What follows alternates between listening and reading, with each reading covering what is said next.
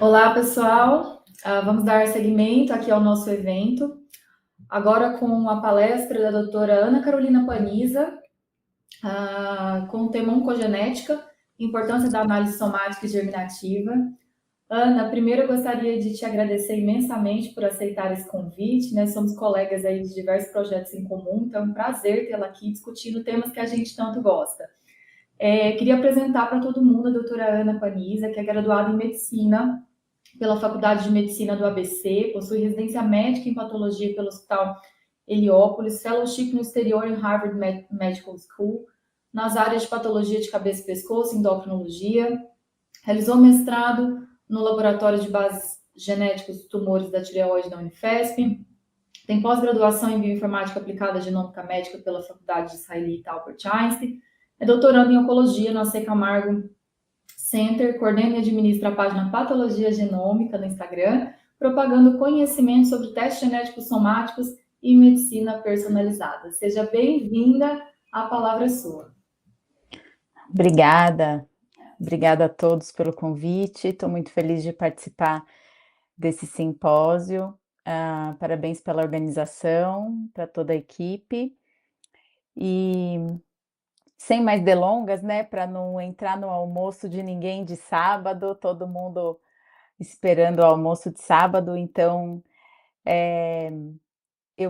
fui convidada para falar um pouco sobre oncogenética, mas focando, trazendo para vocês um pouco do contexto da análise somática, tá bom? Então, a gente vai olhar um pouquinho para o sequenciamento somático, para o sequenciamento germinativo, para a gente entender as diferenças e para algumas questões importantes, detalhes importantes, quando a gente recebe o NGS somático e germinativo, uma análise tumoral, uma análise germinativa, quais são os pontos principais que a gente tem que olhar para direcionar melhor o tratamento do paciente e o aconselhamento genético.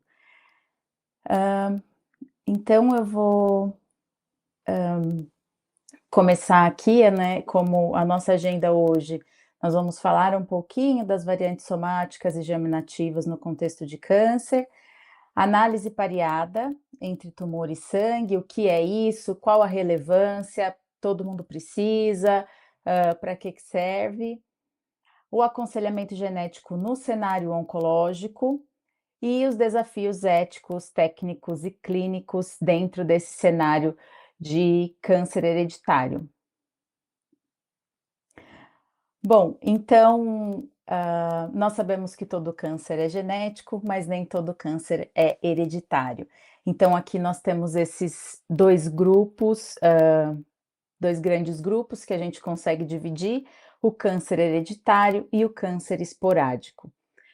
Então, o câncer hereditário, ele está mais relacionado, com uma presença de um histórico familiar. Então, existem outras pessoas na família que já tiveram câncer, então quando o paciente chega, ele fala: "Ah, não, já tive uma tia que teve um câncer, meu avô morreu de câncer, minha mãe teve câncer, meu pai". Então, existe uma história e é importante que nós estejamos cientes de toda a história familiar dos nossos pacientes. Normalmente, os pacientes afetados em câncer hereditário, eles apresentam o câncer em uma faixa etária mais jovem, então são pacientes mais jovens que a gente vai ver. Eles têm um risco maior do que a população em geral de apresentar um segundo primário e tem um maior risco para os seus outros familiares, principalmente de primeiro grau. Então, detectar um tumor, um câncer hereditário em uma pessoa, também traz informações para todos os seus familiares. Já no cenário do câncer esporádico, a gente, na maioria das vezes, não observa outras pessoas na família com câncer. Então, quando você pergunta se tem algum caso de câncer na família, a paciente fala: "Não, não tenho, não conheço ninguém, na minha família ninguém teve, a minha mãe morreu de causas cardíacas, meu pai morreu de acidente", enfim, não trazem uma história bem definida de câncer. Ah, a gente vê que as pacientes, elas têm uma idade, podem apresentar o câncer em uma idade mais avançada, tem um risco normal para um segundo primário. O risco normal que eu digo é um risco da população em geral de ter um segundo tumor primário, e normalmente o câncer esporádico ele está relacionado aos hábitos de vida do paciente. Então, a gente consegue fazer hoje uma correlação até que bem direta entre certos hábitos e certos tipos tumorais. Então, a gente sabe, assim, o paciente chega com um câncer de pulmão, e você pergunta para ele se ele fuma, e ele diz que sim, então faz essa ligação entre o hábito e o tipo tumoral. E isso a gente observa muito no câncer esporádico. Nem sempre a gente observa essa correlação no câncer hereditário. Então, às vezes, uma paciente com câncer que nunca fumou, que nunca bebeu, que pratica atividade física, que tem hábitos super saudáveis de vida, está com câncer. Então, não é no câncer hereditário, a gente não vê essa ligação muito óbvia entre os hábitos de vida e o tipo tumoral, e já no câncer esporádico, a gente vê sim esses hábitos bem determinantes do tipo tumoral que a pessoa vai ter. Então, para a gente entender mais sobre o tumor do paciente, a gente vai olhar no DNA.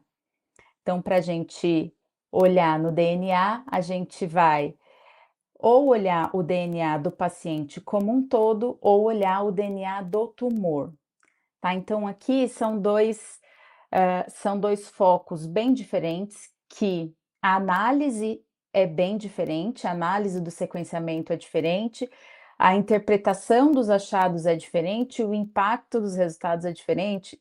Então, não é a mesma coisa analisar um sequenciamento, um NGS do paciente, um exoma ou seja um painel, e seja um exoma ou seja um painel de um tumor. Então é bem diferente, existem muitas peculiaridades entre eles, e é a partir dessas duas análises que a gente vai entender um pouco mais da alteração no DNA e o impacto disso na vida do paciente.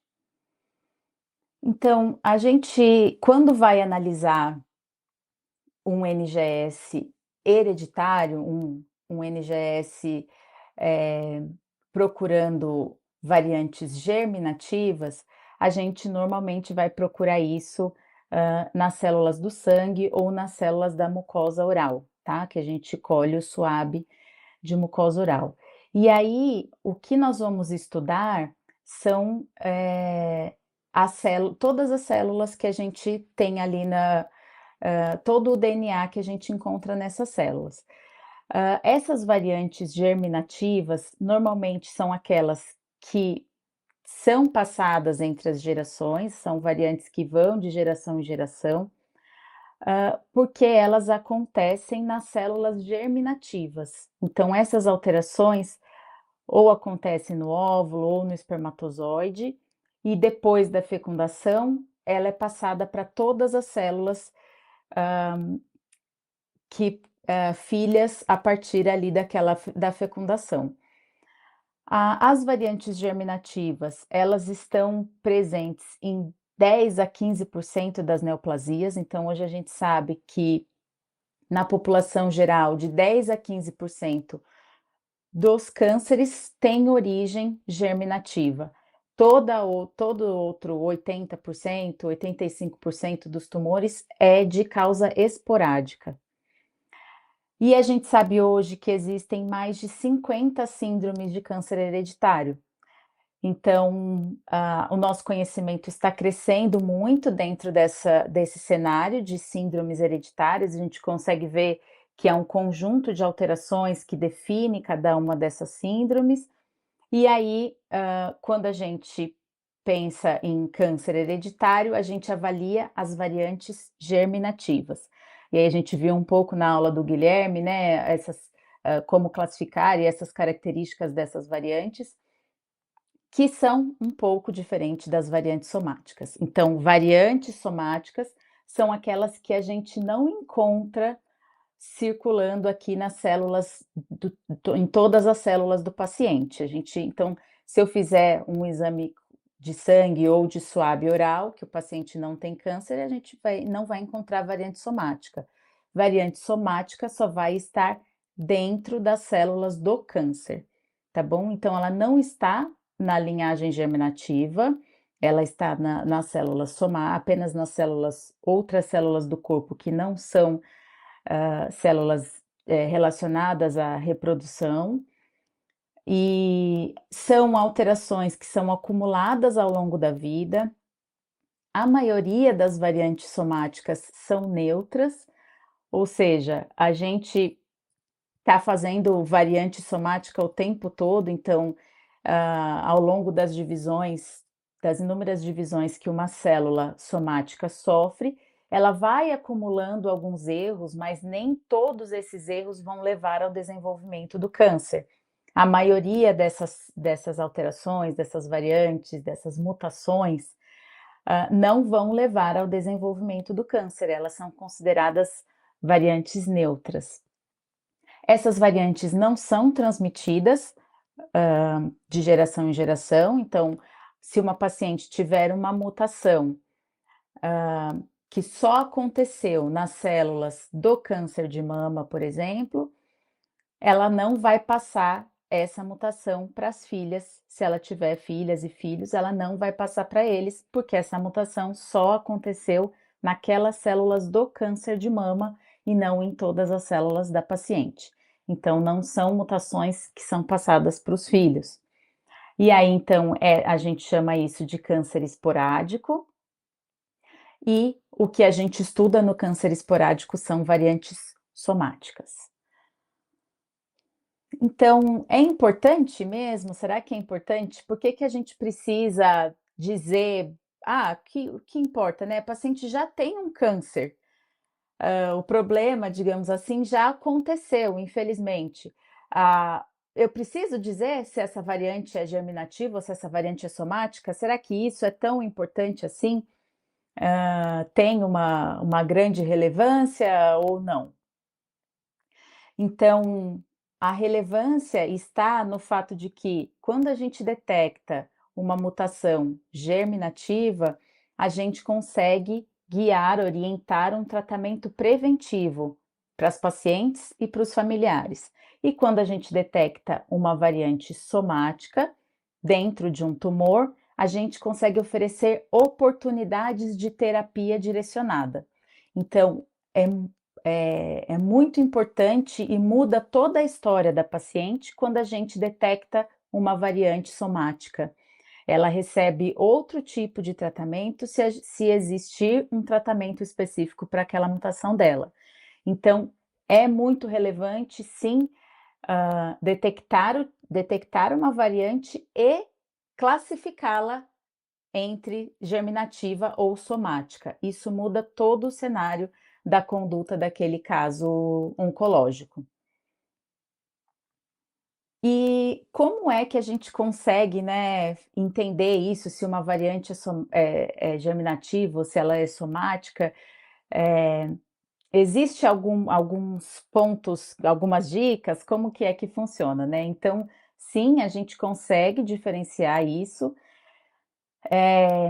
Nós temos exames específicos que a gente faz todo um pipeline de bioinformática voltado para detectar variantes germinativas e um outro pipeline para análise de NGS somático. Além disso, o que diferencia também é a célula que a gente procura. Então, se eu procurar nas células do tumor, eu vou fazer toda essa pipeline para achar variantes somáticas, e se eu estiver olhando em células do sangue ou células da mucosa oral, eu vou fazer todo esse pipeline para encontrar variantes germinativas. Será que é possível eu detectar num exoma tumoral uma variante que seja germinativa? Então, essa é uma grande pergunta que todo mundo sempre se pergunta: será que essa variante é germinativa ou não? Então, é muito importante a gente entender que os testes, eles são validados para um certo objetivo. Então, quando a gente valida um teste em um tecido tumoral, a gente usou todos os parâmetros para que esse teste seja para detectar variantes tumorais. Então, ele é todo setado, todo trabalhado para detectar isso, variantes somáticas. Ah, quando a gente avalia ali o sequenciamento e olha certas variantes e começa a desconfiar que elas são germinativas, é importante a gente saber que esse teste não foi feito para isso.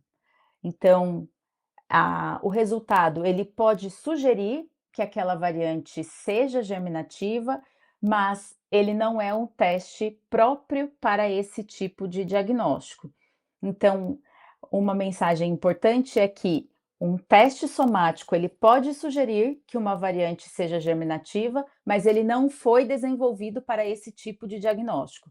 Então, um teste adicional deve ser realizado para confirmar se aquela variante é germinativa ou não, tá? Então, teste germinativo é feito para detectar a variante germinativa e não dá para a gente ficar extrapolando. A mesma coisa com teste somático. Teste somático foi desenhado e validado para determinar variantes somáticas. Então, não extrapolem esse resultado para variantes germinativas. E aí, dois parâmetros principais: cobertura e frequência alélica da variante. Esses dois critérios ajudam muito a gente a analisar as variantes e a classificar essas variantes e a entender um pouco se elas são germinativas ou somáticas.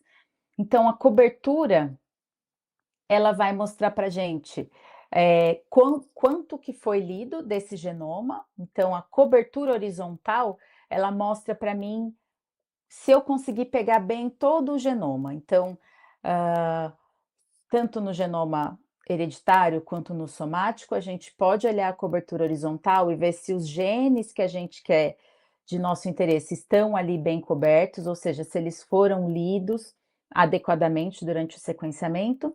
E a cobertura vertical me diz em relação a uma certa posição, se aquela posição foi bem lida, lida em várias vezes, em vários ciclos naquele NGS.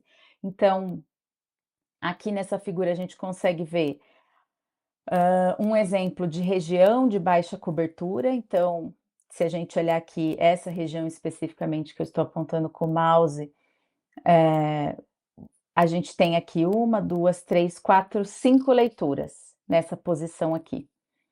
E nessa outra posição aqui, eu consigo ter 1, 2, 3, 4. Então, conforme a gente vai descendo, a gente consegue ler aquela posição mais vezes, em mais ciclos. Eu digo que aqui eu tenho uma cobertura vertical maior ou uma profundidade maior para essa alteração. E a diferença de cobertura é muito importante.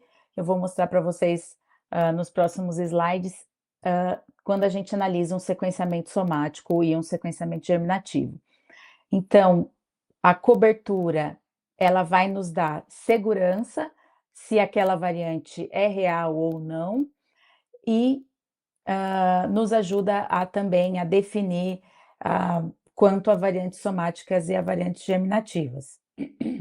Então, vejam aqui nessa figura do IgV, a gente consegue olhar nessa primeira barra, aqui em cima, é onde a gente vê a cobertura horizontal.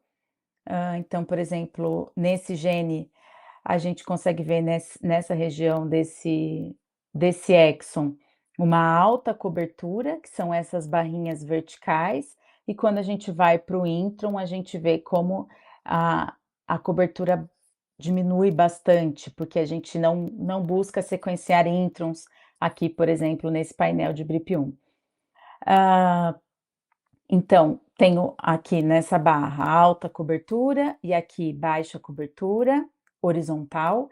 E aí, pensando em cobertura vertical, a gente vai olhar uma certa posição, como eu disse no outro slide. Então, por exemplo, Nessa região aqui, eu consigo observar, ele mostra para mim que existe uma troca, então a gente tem aqui uma variante, e aí, ah, eu vou querer ver quantas vezes essa troca foi lida nesse sequenciamento, então eu quero saber qual foi a cobertura exatamente nessa posição para me dar a segurança de que essa variante é verdadeira e confiável. Então, a cobertura vertical me traz informações de segurança para eu diagnosticar, para eu reportar essa variante ou não no laudo. Então, além da cobertura, um outro critério importante é a frequência alélica da variante. Então, no sequenciamento somático, ah, esse é um critério muito importante que a gente trabalha bastante, avalia ele com muito critério, porque, normalmente as variantes somáticas, elas apresentam-se com baixa frequência alélica no sequenciamento. Então esse é um ponto crítico para nós que analisamos sequenciamento somático, para detectar essas variantes com baixa VAF e diferenciá-las de variantes artefatuais, e variantes que estão ali só confundindo a gente. Então, a frequência alélica da variante, ela mostra quantas vezes o alelo variante foi detectado em uma certa posição. Então, é um parâmetro que vai nos ajudar a distinguir variantes falsas e variantes artefatuais, e está correlacionado com a quantidade de células que possuem a variante. Então, aqui é outra peculiaridade do sequenciamento somático. Então, vejam aqui, né, que eu coloquei alguns exemplos, 2 exemplos para vocês verem. Então, aqui é uma lâmina de um tecido, de um tumor, e essa região que está delimitada aqui em preto, toda essa região aqui são células tumorais. Então a gente, raspa esse tecido aqui, coloca no microtubo e leva isso para extração de DNA. Quando eu venho, para esse caso aqui de baixo, vocês podem ver, a gente tem um tecido grande, mas na verdade as células tumorais estão apenas dentro desses círculos aqui que eu marquei de canetinha preta. Então eu não tenho tudo isso aqui de célula tumoral, eu tenho só esses pequenos focos esparsos aqui. Então, a gente tenta selecionar só essas células aqui e raspar só essas regiões e mandar só isso aqui para o sequenciamento, mas é uma grande dificuldade que a gente enfrenta quando a gente sequencia tumor, que é trabalhar com poucas células. A gente trabalha com poucas células tumorais. Então, a frequência alélica é um critério muito importante e vocês vão ver que a frequência alélica das variantes somáticas, ela é bem diferente da frequência alélica das variantes germinativas. Por quê? Imagine que num sequenciamento germinativo, a gente colhe o sangue do paciente e a gente separa ali, os elementos do sangue, a gente pega só os leucócitos e extrai o DNA ali dos leucócitos, dos glóbulos brancos. Então, a gente tem uma variante germinativa, ela vai estar em todas aquelas células, e uma quantidade grande de células. Então a gente não tem esse problema de poucas células quando a gente sequencia um sequenciamento germinativo.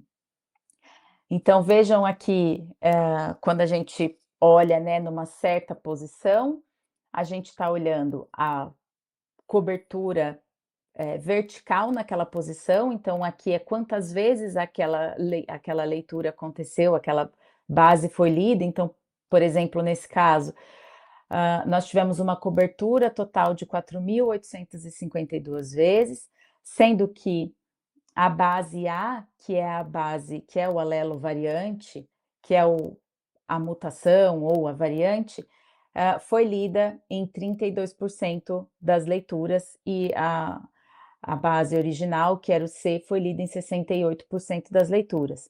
Então aqui eu tenho uma VAF de 32% para essa variante que a gente está vendo aqui nessa posição do gene CDK12. Então, No sequenciamento germinativo, a gente precisa de uma cobertura acima de 100 vezes e uma frequência alélica próxima de 50. Então, a gente vai ver que as frequências alélicas são bem mais altas, porque a gente está olhando ou para variantes em heterozigose ou em homozigose, então elas sempre vão estar em praticamente todas as células ali daquele sequenciamento, então a frequência é sempre alta. Já quando eu faço um sequenciamento das células tumorais, a gente vai ter de cutoff uma cobertura acima de 500 vezes e uma frequência alélica bem mais baixa, que precisa estar pelo menos acima de 5%. Então, veja como esses dois parâmetros são diferentes entre os dois tipos de sequenciamento.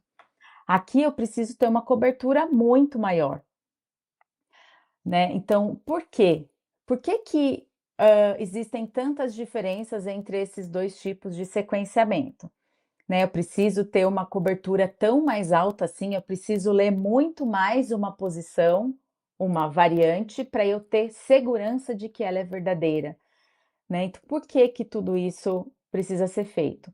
Então, por conta dessas peculiaridades do sequenciamento somático. Então, a primeira coisa é que a gente colocou o tecido dentro de uma parafina. Então, para a gente preservar esse material, a gente desenvolveu métodos, né? Já há milhares de anos a gente tem esse método de preservar o tecido, e aí a gente usa métodos de preservação, e são exatamente esses métodos de preservação do tecido que atrapalham, entre aspas, que interferem no NGS somático. Além disso, nós temos a heterogeneidade tumoral, que é um conceito muito importante, que está muito correlacionado com o conceito da VAF também, que significa o quê? Dentro daquele tumor, eu tenho várias subpopulações de células ali dentro. E essas subpopulações podem apresentar variantes diferentes. Então, a heterogeneidade tumoral explica para gente por que que às vezes a gente tem muitas células ali dentro, naquela área tumoral, uma área com 80, 90% de células tumorais, mas eu detectei uma variante com VAF de 10%.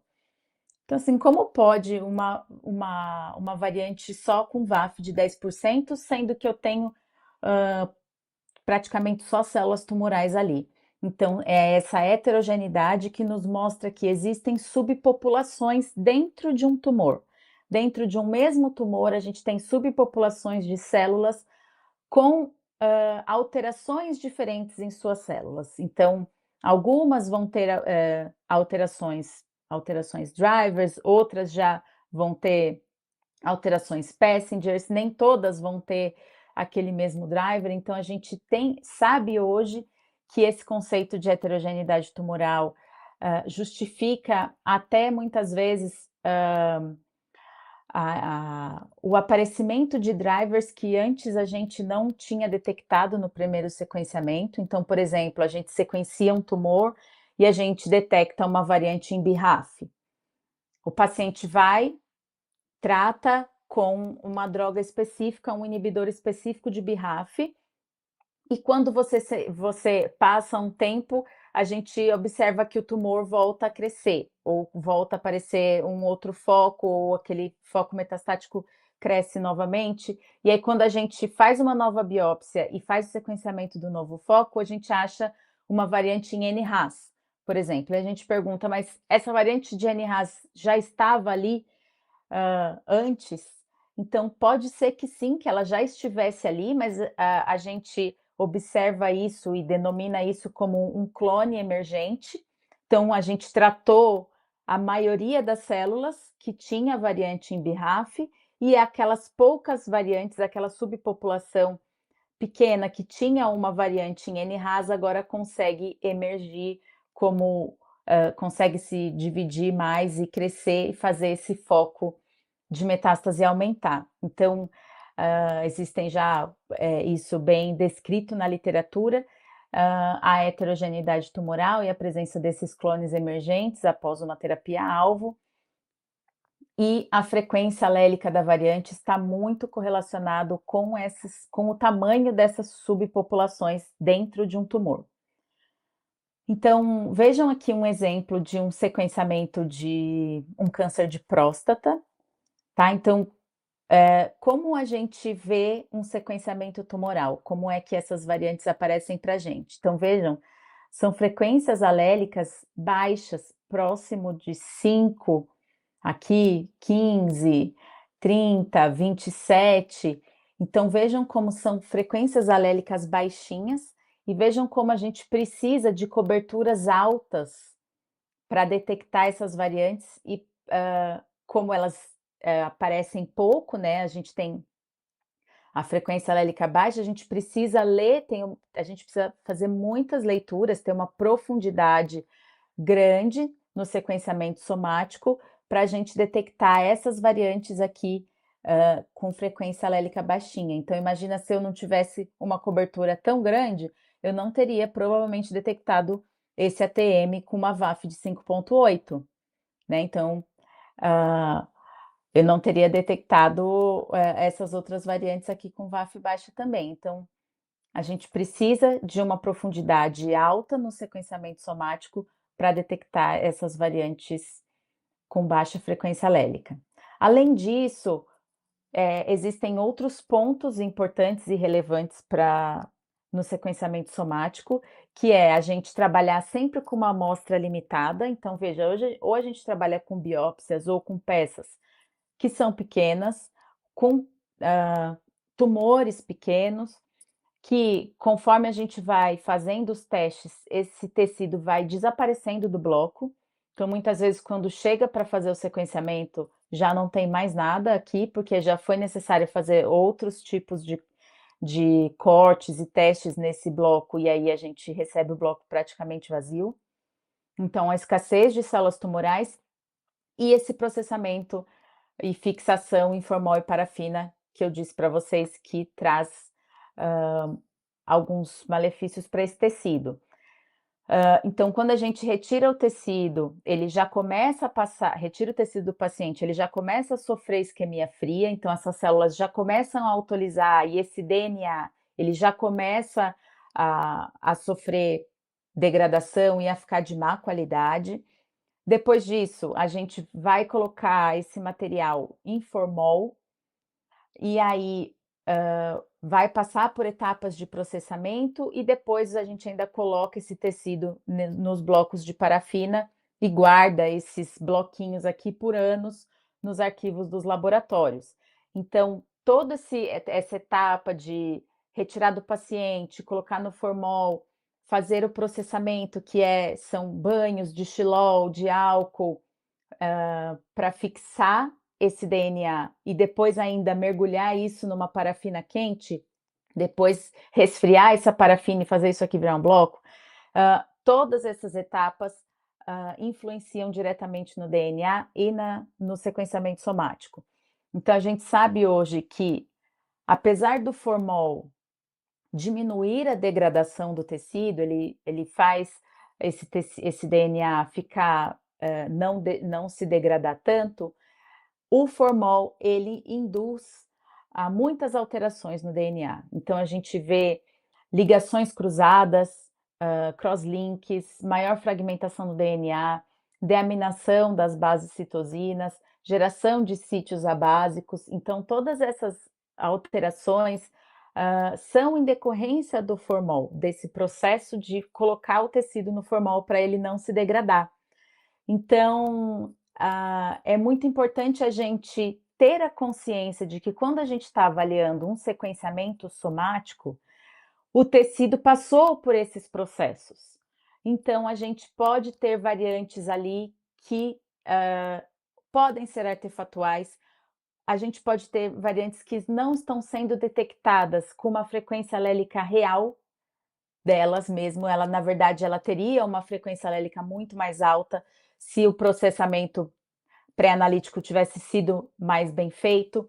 Então, é importante a gente saber de todos esses processos pré-analíticos que o tecido passa quando a gente recebe um resultado lá na ponta, quando o profissional da saúde recebe esse sequenciamento lá na ponta, ele precisa ter esse conhecimento prévio desses processos. Então, além desses artefatos de fixação, o tecido tumoral, ele também pode sofrer fulguração no momento da cirurgia, quando o médico vai retirar o tecido e usa um bisturi elétrico e queima aquele tecido. O tecido, se ele for ósseo, ele vai passar por um processo de descalcificação com ácido forte, para depois a gente conseguir cortar esse osso, e esse processo de descalcificação também interfere na qualidade do DNA e vai nos trazer dificuldades lá nas variantes somáticas. E se a paciente passou por terapia neoadjuvante, então se ela fez uma químio antes dela operar, esse tecido vai estar alterado e quando a gente for sequenciar esse DNA, a gente também vai encontrar um DNA mais autolizado, mais fragmentado e vai nos trazer mais dificuldades na análise dessas variantes. Além disso, nós temos nos tecidos também os interferentes histológicos, que é tudo que vem junto com o tumor e que infelizmente vai entrar no sequenciamento. Muitas vezes a gente consegue retirar isso, mas muitas vezes não. Então imaginem aqui nesse tumor, como eu vou tirar essa mucina aqui em volta? Muito difícil. Mesmo eu fazendo uma macrodissecção, um pouco de mucina vai entrar, um pouco de linfócito vai entrar junto com essas células, a melanina do melanoma, a necrose de um tumor coloretal, por exemplo, ou as microcalcificações de um carcinoma seroso de ovário. Então, difícil retirar muitas vezes esses interferentes e eles vão também impactar no resultado do sequenciamento. Então, vejam aqui um outro câncer de próstata que eu trouxe para vocês, que eu analisei. E aí, o que eu queria chamar a atenção é a quantidade de variantes em low confidence que a gente teve nesse tumor. Então, assim, mais de 1.700 variantes de baixa qualidade que a plataforma já retirou para mim como sendo lixo. Então, quando eu vejo um sequenciamento somático com tantas variantes de baixa qualidade, eu já começo a pensar: será que eu estou perdendo a variante real desse paciente? Será que esse paciente tem uma variante aqui e ela está misturada nessas variantes ruins? Ou será que essa variante que eu estou detectando, ela também é artefatual ou ela é verdadeira? Então, o sequenciamento somático traz essas dificuldades. E aí, quando eu vejo aqui uma variante em TP53, uma variante em ATM, em um câncer de próstata, porém com baixa cobertura, então eu tenho aqui essa cobertura a menos de 500, outras coberturas baixas aqui também, e variantes com frequência alélica baixa, a maioria delas aqui próxima de 5, de 6, como que eu posso ter confiança nisso e como eu posso não deixar passar uma síndrome de câncer hereditário, tá? Então, o grande pulo é nesse momento aqui, quando a gente observa que o paciente tem um tipo tumoral que está correlacionado a uma síndrome hereditária, ele, além disso, tem genes que já foram descritos dentro de síndromes hereditárias, mas eu estou frente a um sequenciamento somático com uma VAF super baixa. Será que eu posso dizer que isso daqui é germinativo? Será que na verdade é só somático e o tecido está ruim, foi mal fixado?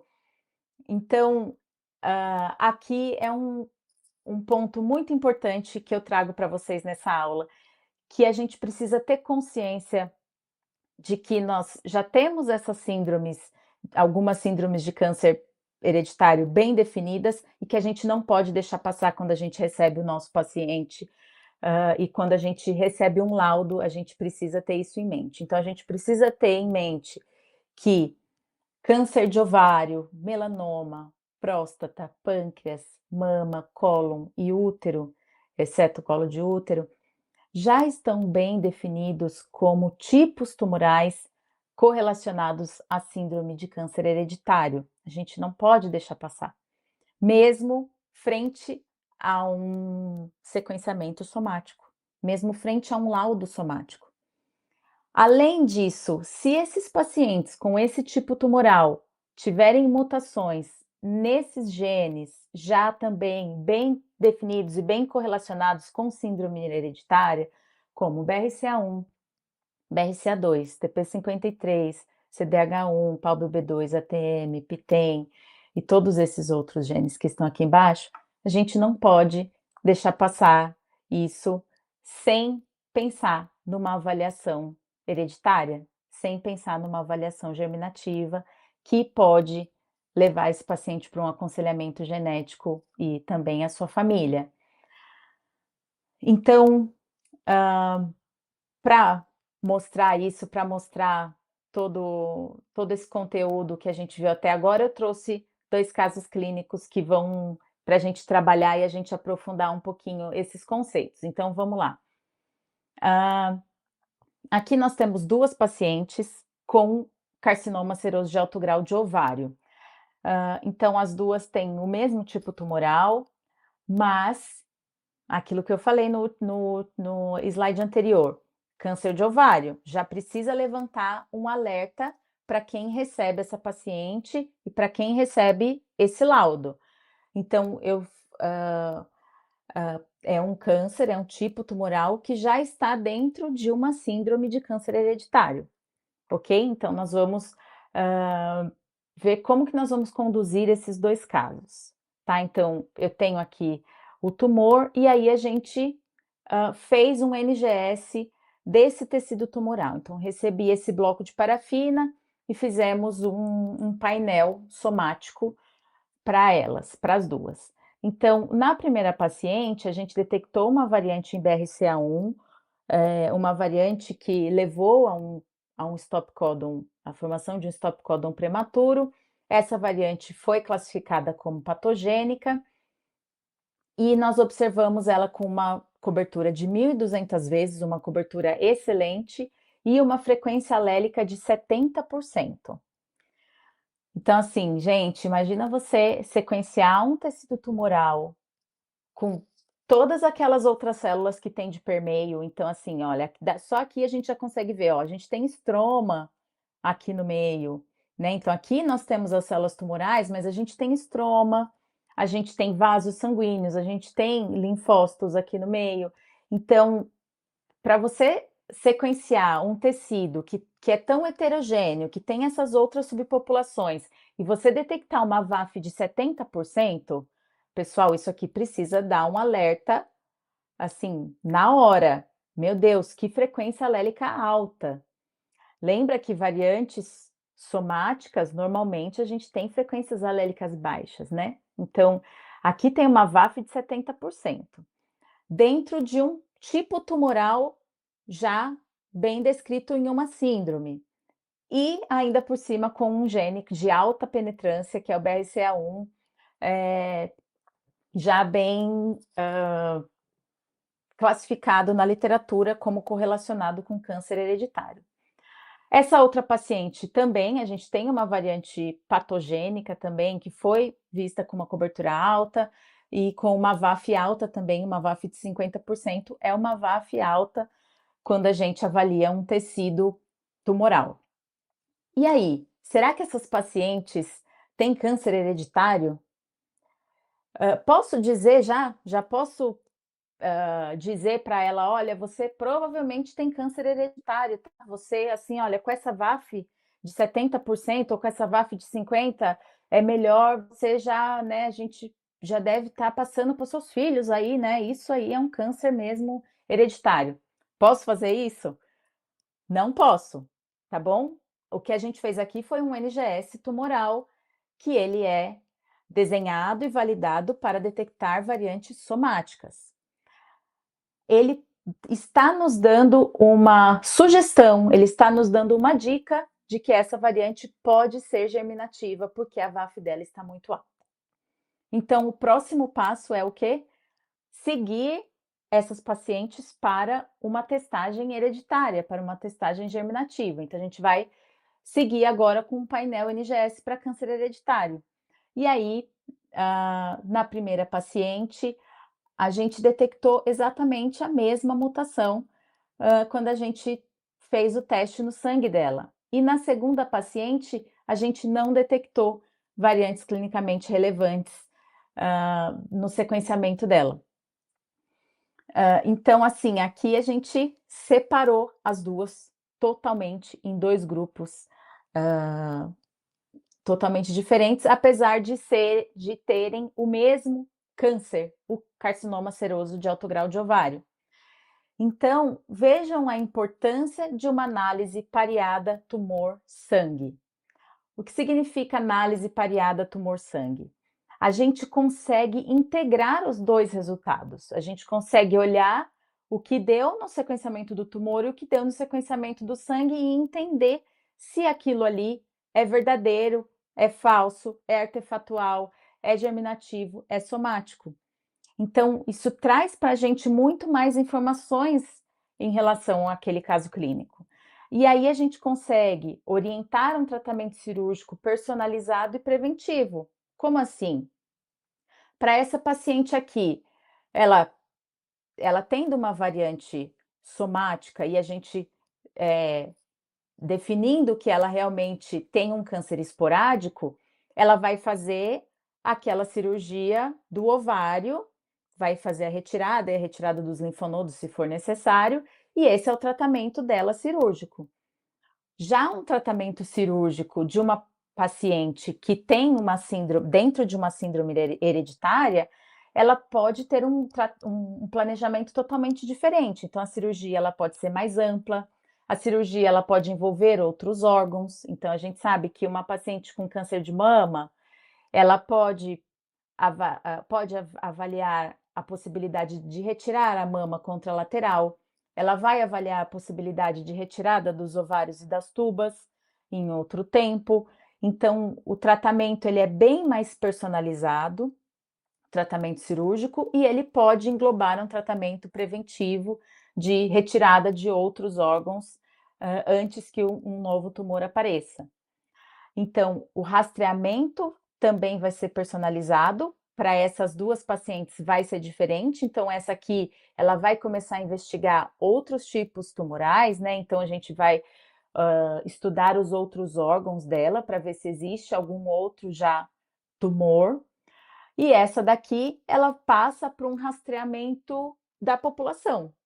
Então, ela fica dentro do grupo da população geral. E essa paciente, ela fica dentro do grupo das pacientes com câncer hereditário. Então, ela vai ter outro tipo de rastreamento. Então, a gente vai fazer um rastreio muito mais específico para a síndrome dela.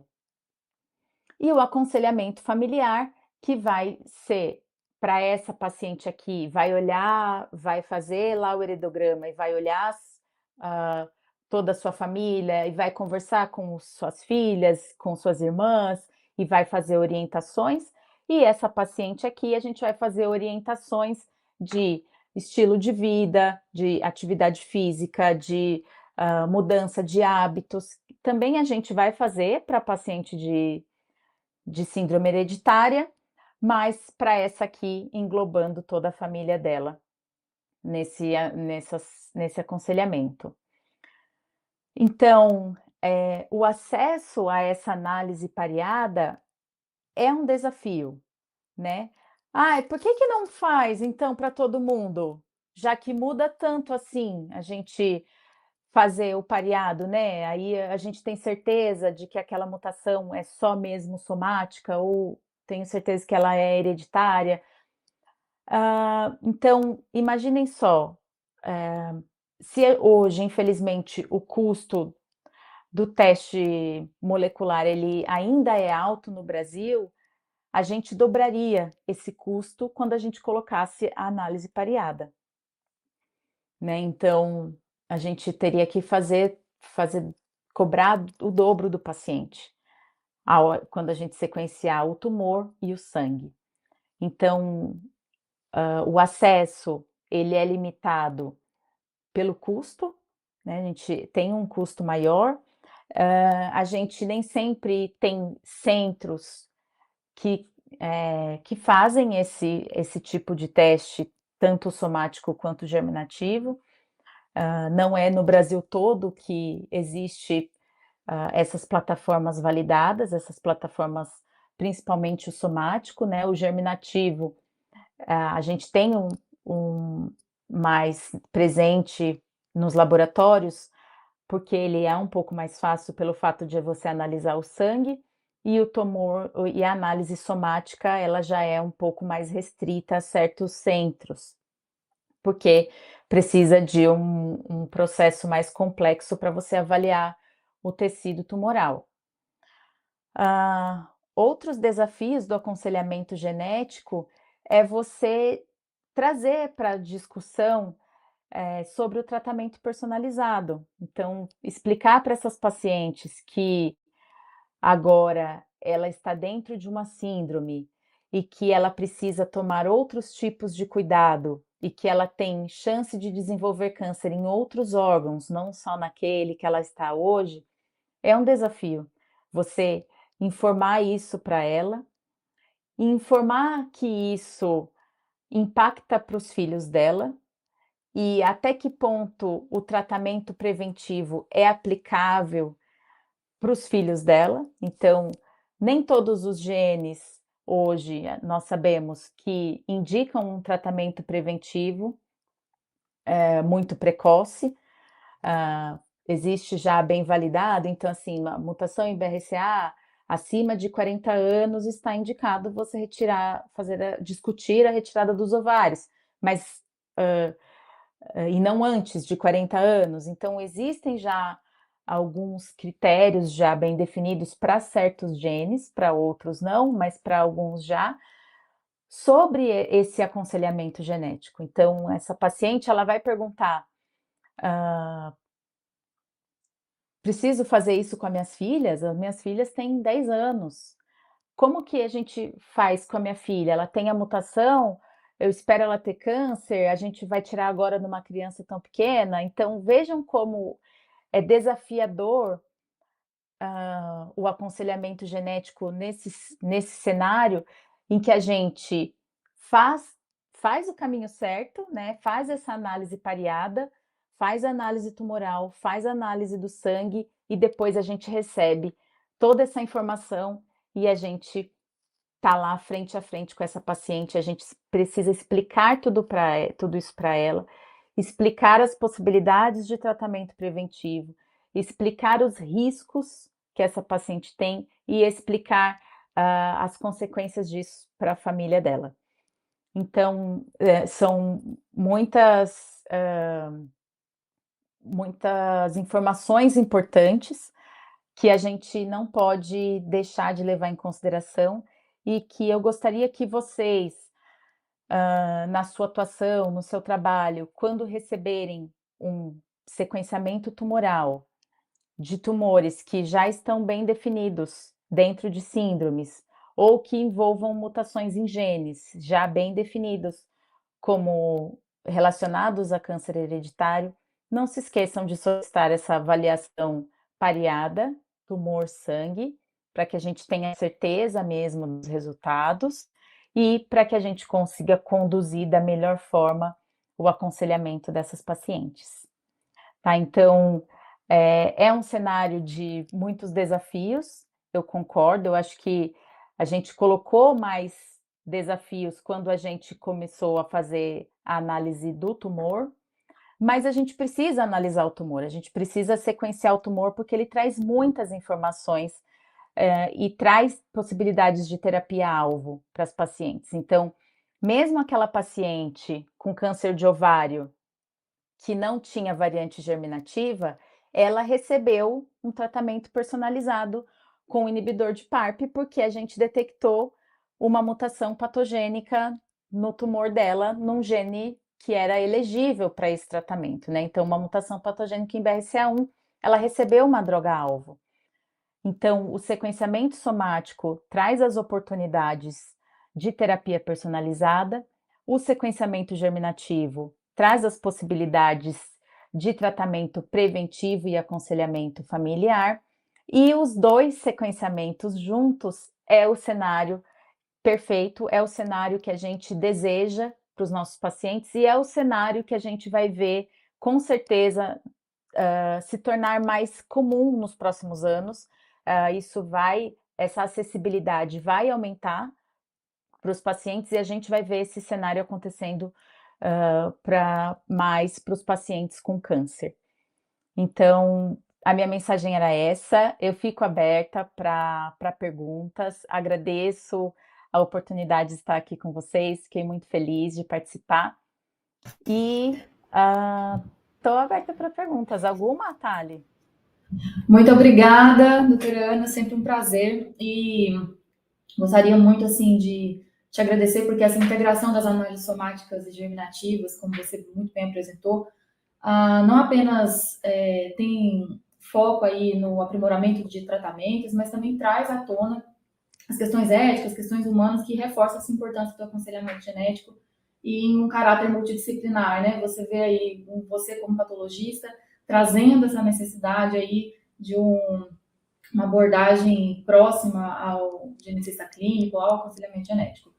Pelo avançar da hora, eu selecionei uma das perguntas aqui do chat, tá? Do Gabriel Bandeira, onde ele pergunta aqui para a gente quais as melhores ferramentas de NGS para avaliação de mutações somáticas em tumores hematológicos, principalmente em casos de suspeita de CHIP, né? Que é a hematopoiese clonal de potencial indeterminado.